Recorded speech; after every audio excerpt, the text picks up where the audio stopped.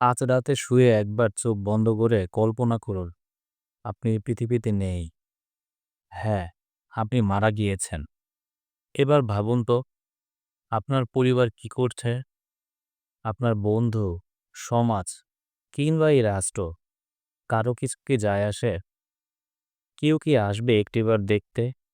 আপনার কবরে দাঁড়িয়ে বলবে, ভাই কেমন আছো?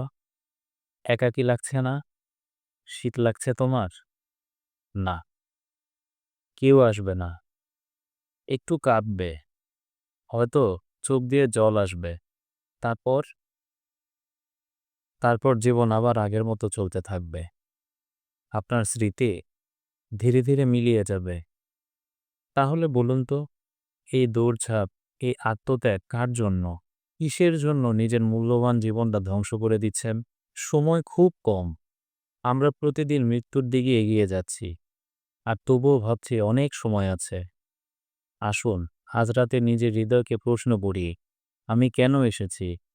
আমি কোথায় যাচ্ছি? আমি কার সন্তুষ্টর জন্য বেঁচে আছি?